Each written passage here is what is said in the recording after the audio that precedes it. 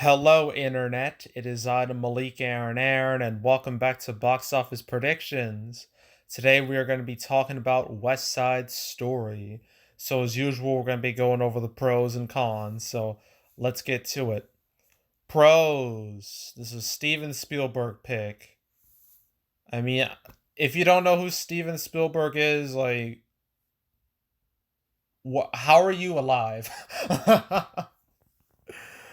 But I guess I should go over his resume, even though most of us know, about the movies he's made for like the last few decades.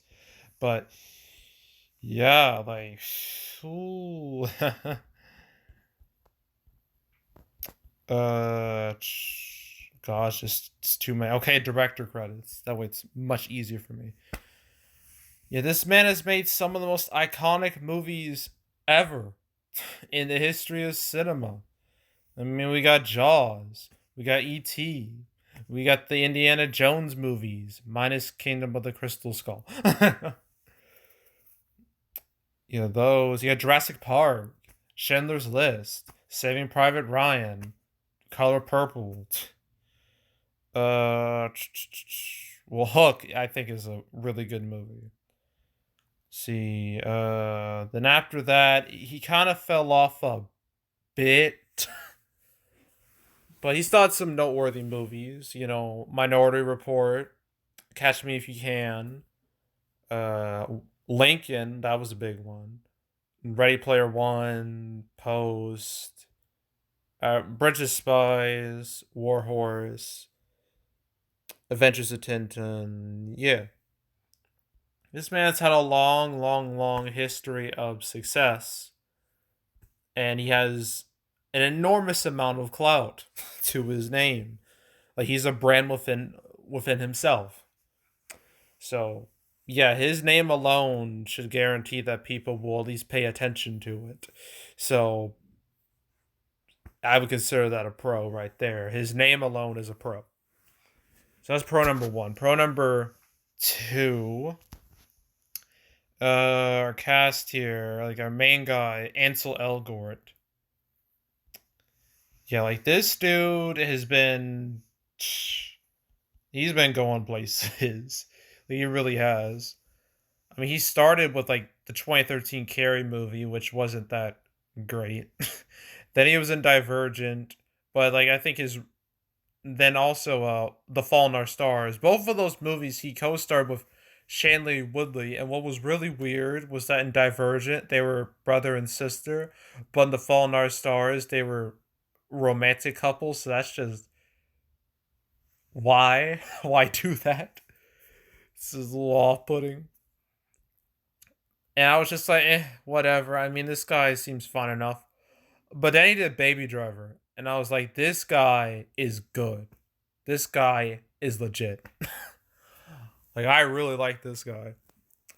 Baby Driver was in my opinion, one of the best movies of 2017. I think he killed it in the role. And when, I think it was with Solo, a Star Wars story, when they cast Aiden Alrenreich, I think, as Han Solo. I was really upset because I thought Ansel Elgort would have been a better Han Solo. I still think he would have been a better Han Solo. They should have picked him. But what happened, and there's nothing we can do. But still, humongous missed opportunity. So yeah, I believe his presence alone should bring in a lot of that young, especially the young female demographic easily. Because they are going to drive this movie more than anybody else. So, yeah, I think having him being in this movie in this type of role, I think is smart, and I think it will help it. So, I would consider Ansel Elgort to be a pro here. So that's pro number two. Pro number three: reviews are very, very, very good. At last I checked, it was at 93%, which is just how can you get any better than that? And it's clear they want this to be more of like an awards movie, and I think it's gonna do it. It has a strong chance of doing it. It has a lot of Oscar hype, awards buzz, which is always a good thing. And Yeah. So reviews are an obvious pro because they're the type of reviews that make people actually want to watch the freaking movie. And yes, I know Rotten Tomatoes can be very sus sometimes with reviews and whatnot. It can be very hard to trust, but hey, I say it's always better to have good reviews than bad reviews, and the reviews for this are quite stellar. So I would consider that a pro because that's what the general public sees. They see that 93% and they're going to be like, "Oh, that seems like a good movie. I should watch that." So I would consider reviews to definitely be a pro here. Another pro is that this is a musical. Not only that, it's a musical in December. That is important. Okay. Trying to find okay, musical. Because in the past we've had several December musicals, like right at the end of the year musicals that have done really great. I mean, let's see. Les Mis is one. That's an easy one. Les Mis, Dreamgirls, Into the Woods, Greatest Showman, Chicago, I guess counts. Oh, I think that was in limited release, but still. Came out in December technically. Mary Poppins Returns, it did good, although it didn't live up to like super high expectations. And yeah, those are just like the main ones I can think of. So yeah, like it makes sense to release a movie like this in December because we've had some really big hits in the past. So makes sense to me. So I would consider that a pro. And another pro, this is based off some very well known source material. It's based off a stage musical that had another film adaptation in 1961, and this is literally 50 years later. So yeah, this is very well known source material.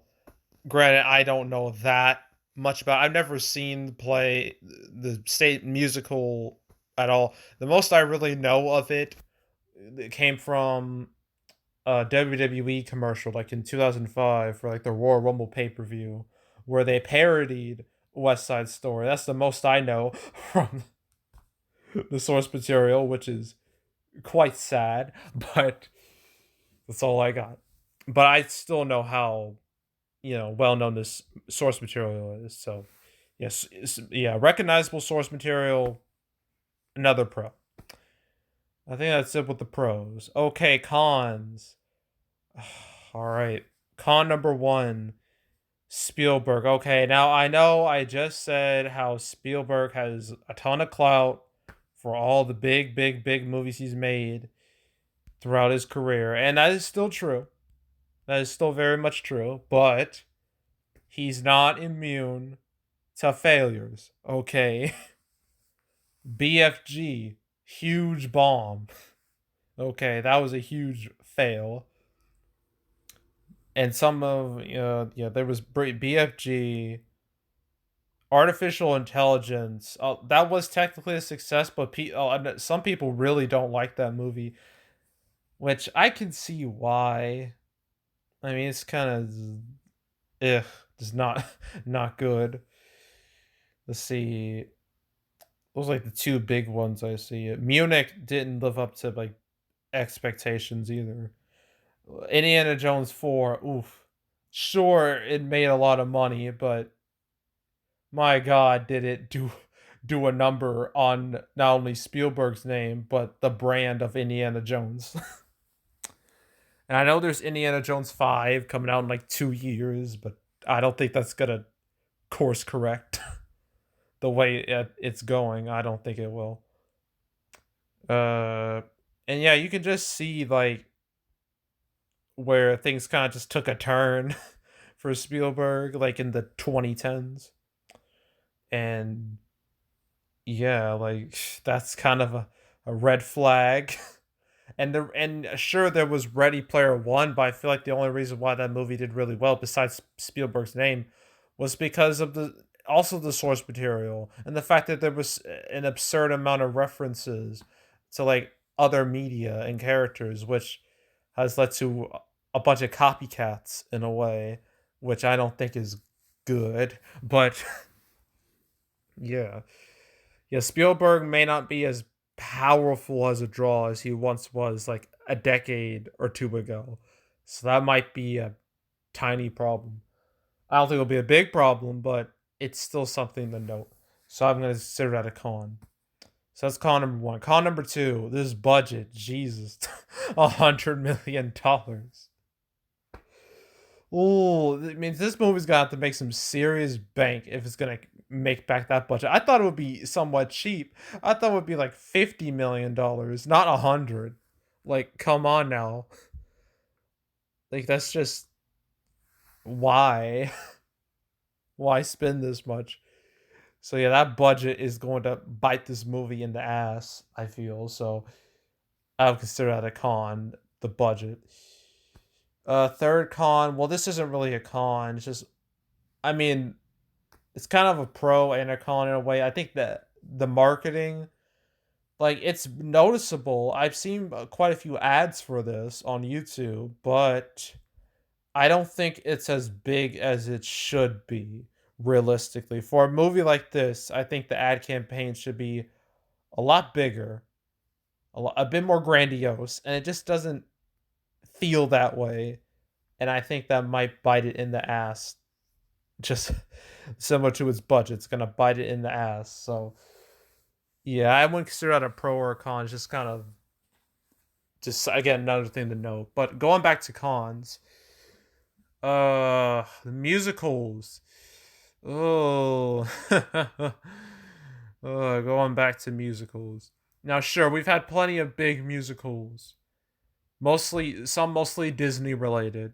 We've had some non-Disney ones. Again, Chicago, Mamma Mia, Les Mis, Hairspray, La La Land. How can I forget La La Land? I'm such a dummy.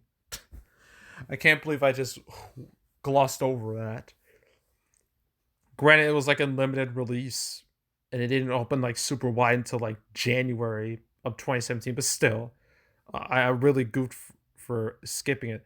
Oh, Annie, the 2014 movie. Let's not talk about that.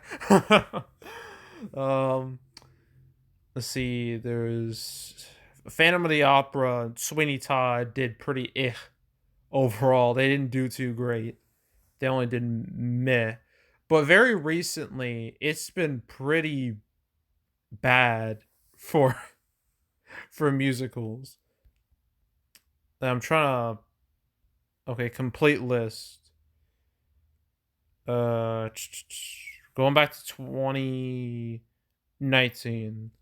Okay, so the last musical we had like 2019 was Cats, which was meant to be the big December musical movie, and my God, did it fail spectacularly.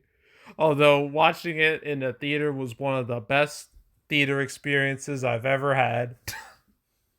It was just a horrific nightmare, and I loved every minute of it. But still, it was a complete travesty, an absolute disaster. And yeah, nothing more to say about that.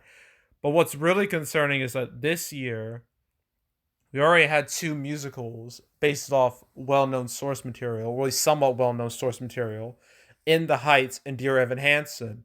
And both of these movies tanked hard. Granted, for In the Heights, you can blame the HBO Max experiment. You can. But the facts are facts. The movie bombed. Even with strong reviews, it bombed. And I really goofed on my prediction for that movie. I still don't forgive myself for goofing that hard on my prediction. And Dear Evan Hansen, forget about it. It's people wrote that movie off once they saw Ben Platt as the character. This like 30-ish year old man. How old is he? I need to know. Because I think he's like 30-ish, right? He's 28. I was somewhat close, but he looks even older than that, and it just turned everyone off. And then the movie tanked. And I heard the movie's just horrendously bad. So yeah, that didn't help either. But yeah, still two musicals bombed same year. That's a that sounds like an omen for West Side Story. Now, I'm not saying West Side Story is guaranteed to follow them to failure, but it's possible. I mean, again, In the Heights had strong reviews, and it still did horrendous. So it's possible. So yeah, I'm just gonna say musicals have not been doing great recently, and I don't know if this is gonna change that.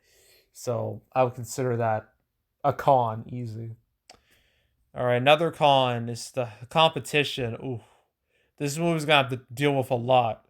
I mean, next week, No Way Home. No Way freaking Home. The biggest movie since Endgame. How is this movie gonna survive against that juggernaut? And then after that, a whole bunch of Christmas movies. Kingsman, Matrix Resurrections, Sing 2, Journal for Jordan, American Underdog, Licorice Pizza, Nightmare Alley. Yeah, Nightmare Alley. That's a lot. That's overwhelming. Now, it's possible for this movie to not fall through the cracks and still do well. I mean, Greatest Showman was able to survive the onslaught that was The Last Jedi and Jumanji Welcome to the Jungle. So it is possible for this to survive, you know, the storm that's, on its way, but it's going to be hard. And it's definitely going to take a dip in week 2 and definitely in week 3 because if you don't know already, Christmas Eve is on a Friday this year, and that is going to be brutal for every movie. So it's gonna have a tough time dealing with that. And yeah, I don't even know if it's gonna have great legs. It's hard to know. It's hard to tell. I guess we'll have to see. But yeah, competition is not gonna help anything. So competition is an easy con, humongous con. Uh, Anything else I could say about this that I haven't said yet? I mean, I guess the runtime is a bit of a turn off. It's 2.5 hours. There's been way too many 2.5 hour movies coming out recently. No Time to Die, Dune, Eternals. Like, what is going on? House of Gucci is another one, but I guess people. Well, I can tolerate long movies. Some people just can't. And I know Spider Man is long, but that's not going to stop people from watching it. I mean, again, like Endgame was 3 hours. That didn't stop people from watching that. But still, long movie means less potential show times and everything, and that's just going to lead to less box office, or at least less potential box office. So that's kind of a con right there. And another thing, the theater count for this movie is surprisingly small. I mean, it's not as small as National Champions, but it's only like in 2,800, yeah, 2,800 theaters, which I thought would be at least over 3,000, but 2,800, that's weirdly small for this movie. And, in most cases, less theaters means less box office, at least potential box office. Granted, that's not the case all the time, but it's better to have more theaters than less theaters. So that's a con right there. And yeah, I think that's it. Okay, opening weekend. This is gonna be hard. Well, actually, no, the opening weekend isn't hard. It's the total that's gonna be impossible. But opening weekend, I'm going to be optimistic and say double digits. I think it will reach double digits at least. It has enough going for it that it will reach double digits. It might reach 15 million if it's really lucky. But I'm going to say somewhere in the realm of 10 to 15 million dollars. That's where I think it's going to land. And yeah, I think that's reasonable enough. And it's total god. I December can be very strange for movies like this. I mean, look at Greatest Showman. That opened to like $8 million, ended up making 170. Like that never happens ever. And musicals have had very long legs. Usually, I mean that wasn't the case for In the Heights or Dear Evan Hansen, but for December musicals, they can have long legs. As I already told you, Greatest Showman. Will this be another Greatest Showman? I doubt it. Like, Greatest Showman was an anomaly. Like that does not happen every time. So I'm still gonna say it's gonna have long-ish legs. It might reach 60 to 70 something $1 million, maybe more than that. But I'm gonna go with 70 million. Actually, scratch that. 60 million. I'm gonna be cautiously optimistic. $60 million or more is what I'm going with. And then it's gonna really need help overseas if it's gonna make back that budget. Um, and I guess I can mention the new variant, the I cannot talk. Omicron variant, although I mean, usually around this time business is slow anyway, so there's not going to be that much of a difference. And it hasn't stopped people from, getting advanced seats for Spider-Man, so it's pretty much a non-factor at this point. So, it's no point even bringing it up. But yeah, yeah, I think that's it. So 10 to 15 million opening weekend, 60-ish million total or more, and then that'll be it. So that's West Side Story. So then that's it for the weekend. Just two movies, which is better than last weekend, which were no movies at all. That was the first time I had a break from doing this since April. So that was nice. But next weekend, oh my god. I This is gonna be a video that I have been waiting to talk about for like a long time. Waiting to do. Spider-Man No Way Home. That is gonna be a lot to talk about. That's gonna be probably a long video too. But I can't wait to talk about it and see how, and can't wait to see just how high it goes. See, maybe the sky will be the limit for Spider-Man. Then also there's Nightmare Alley, which I know has Guillermo del Toro directing, but I think it's just going to be easily overshadowed by Spider-Man. No, there's no doubt about that. And then after that, Wednesday the 22nd, you got The King's Man, Matrix Resurrections, and Sing 2.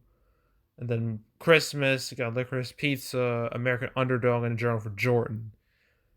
So how that's gonna work is I'm gonna tell you now. So I'm gonna be doing my predictions for the Wednesday movies on that Monday, the 20th. I know it's well, actually, I'm gonna film them Monday and upload them Tuesday, and then for the Christmas movies, because they're opening on Saturday, which is very bizarre. I'm gonna do my predictions for those. I'm gonna upload them Thursday before Christmas Eve. And yeah, that's the plan. I don't know if I might have to change it, but that's the current plan right now. I'll let you know if I change anything when I make my Spider-Man video. But yeah. Yeah, that's it. So yeah, that's it. That's all. Make sure to subscribe, like this video, leave a comment, turn notifications, share the whole drill. Want to check out more videos like this? Got playlists on the homepage. Where all my predictions I've done for this year, all the big ones, the small ones. I've covered all the Disney, Fox, well, the 20th Century Studio movies, all of them. From Free Guy, Last Duel, Ron's Gone Wrong, covered them all. So if you want to watch, any of those videos, you can go right ahead. And I'd even mention, oh my god, the fact that it was a 20th Century Studios movie, which means its chances of success are not great in the first place. Because sure, this year we had Free Guy, that was a massive hit. But at the same time, you had The Last Duel and Ron's Gone Wrong, which just both tanked terribly. So again, that's a bad sign for this movie. But I don't think it'll do as bad as those. It shouldn't, at least. But anywho, Yeah. You want to watch any of those videos, you can go right ahead. There's also the canceled series where I go over all the movies that were supposed to come out but didn't. I believe I covered this movie twice. The first time was when it got delayed by a year because this was supposed to come out December of last year. It couldn't, obviously, so it got booted to this year. And then I covered how it was going to be theatrical only. So I covered it twice for cancel. But if you want to watch any other cancel videos I made, there's now like 92 episodes. Most recent one I covered not only another 20th Century Studios movie, A Deep Water, also covered a Disney movie, Strange World, which will come out later next year. But if you want to watch any of those canceled episodes, all 92 of them, go right ahead. You have plenty to choose from. Then there's also box office recaps where I go over the box office results for any particular month. Did November recap last week. So December recap will come out within the first week of January when final numbers are out. So stay tuned for that. And I'm also planning on doing a 2021 recap, like a two-parter, one for theatrical movies and one for streaming, because my god, 2021 was an enigma. It was a strange time for the world of movies. So, anywho, if you want to watch any of my past recap videos, you can go right ahead. And yeah, that's it. That's all. I am out. Goodbye.